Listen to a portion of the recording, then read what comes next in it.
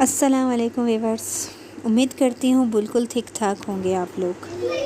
آج میرا دل چاہا کہ کیوں نہ میں آپ لوگوں کو ایک کہانی سناؤں، دو عورتوں کی کہانی۔ یہ وہ دو عورتیں ہیں جنہیں گھر سجانے کا، گھر بنانے کا بے انتہا حد تک شوق تھا،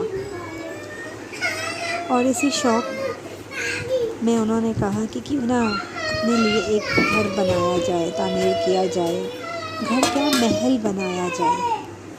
تو بس اس محل کی تیاری کرنے لگ گئیں دونوں عورتیں کہ ایک نہ ایک دن ان کا وہ محل تعمیر ہوگا اور اس میں ہم جائیں گے۔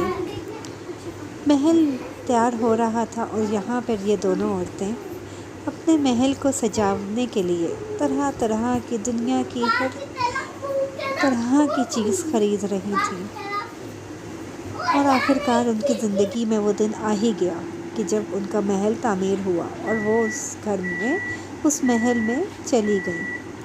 ایک ایک کونا، ایک ایک جگہ، ایک ایک دیوار، ہر پورے محل کو، گھر کو ایسے سجایا کہ جا کے کوئی دیکھے تو یہی کہے کہ یہ گھر نہیں ہے، یہ تو محل ہے۔ وہ دونوں عورتوں نے بہت سجایا، بہت خوبصورت سجایا۔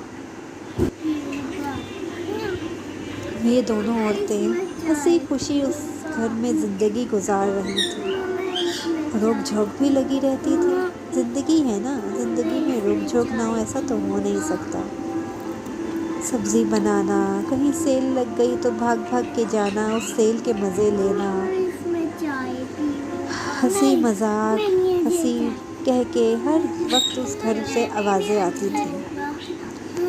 لیکن کس وقت اس گھر کو، ان دونوں کی خوشیوں کو نظر لگ گئی، یہ اللہ ہی جانتا ہے۔ بس سب کچھ بدل گیا، ایک کالی گھٹا ایک دم سے چھا گئی، ایک آندھی چلی اور سب کچھ تباہ و برباد ہو گیا۔ ایک ایسا انسان، ایک ایسا ہی شخص جس نے گیٹ کھولتے ہی ان کے محل کے اندر قدم رکھ دیا اور سب کچھ تباہ برباد ہو گیا۔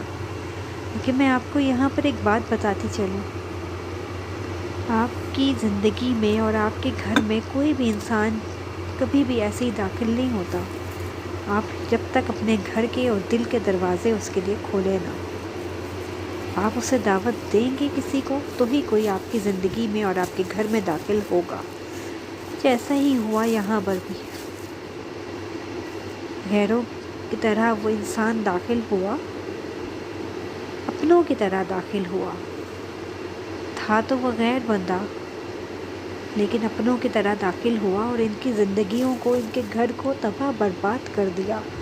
سالوں لگے انہیں اس گھر کو سجانے میں، تعمیر کرنے میں، اور ایک سیکنڈ میں یہ گھر کھنڈر بن گیا، بالکل کھنڈر بن گیا۔ یہ گھر کوئی سوچ بھی نہیں سکتا تھا۔ یہاں تک کہ یہ تباہی یہیں تک نہیں تھی کہ یہ گھر کھنڈر بن گیا، بلکہ اس تباہی نے دونوں عورتوں میں سے ایک عورت کی جان تک لے لی۔ وہ جان سے چلی گئی، اس دنیا سے چلی گئی، اور دوسری عورت مردوں کی طرح زندگی بسر کرنے لگی۔ لیکن وہ آج بھی زندہ ہے۔ کیوں؟ کیونکہ اپنے بچوں کی خاطر زندگی گزار رہی ہے، کیونکہ ماں ہے نا، ماں اپنے بچوں کی خاطر صبر کر کے پھر بھی زندگی بسر کرتی ہے،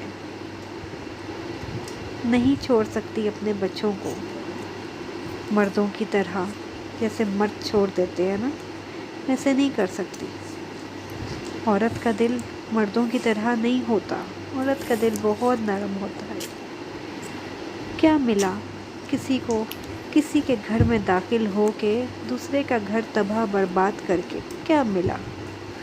کیا وہ انسان کبھی خوش رہ سکتا ہے؟ کبھی بھی نہیں رہ سکتا۔ کیا اس کا ضمیر اس کو جھنجھوڑتا نہیں ہوگا کہ میں نے کیا کیا؟ نہیں جھنجھوڑتا ہوگا۔ کیسے جھنجھوڑے گا؟ کیونکہ انسان ہے نا۔ شاید زندگی کے آخری لمحوں میں احساس ہو جائے، لیکن کیا فائدہ؟ جس کی زندگی تباہ برباد ہونی تھی وہ تو ہو گئی نا۔ بس اس کہانی سے آپ لوگوں کو کیا سمجھ آیا، کیا آپ لوگوں نے سمجھا، مجھے نہیں معلوم، لیکن میں تو یہی سمجھتی ہوں کہ بس آپ کے پاس جو ہے، جیسا ہے، اس میں شکر ادا کرنا چاہیے۔ کبھی کبھار ہم زیادہ کے چکر میں نہ تھوڑے سے بھی جاتے ہیں۔ بہت دن سے چاہ رہا، میرا دل بہت دن سے چاہ رہا تھا آپ لوگوں کے ساتھ یہ کہانی بتاؤں۔ بس یہ جاتے جاتے یہ بولوں گی آپ لوگوں کو کہ وہ دونوں عورتیں میں سے ایک عورت تو وہ ہیں جو کہ میری امی تھی، جو اس دنیا میں نہیں ہے۔ دوسری عورت کا ذکر کرنا کچھ مناسب نہیں ہے۔ چلیں جناب، میری کہانی کچھ زیادہ ہی لمبی ہو گئی ہے اور آپ لوگ بور ہو گئے ہوں گے۔ اب زیادہ مزید آپ لوگوں کو بور نہیں کروں گی۔ ملتی ہوں پھر کسی اور ولاگ میں۔ اپنا بہت خیال رکھیں گا، دعاؤں میں یاد رکھیں گا۔ اللہ حافظ۔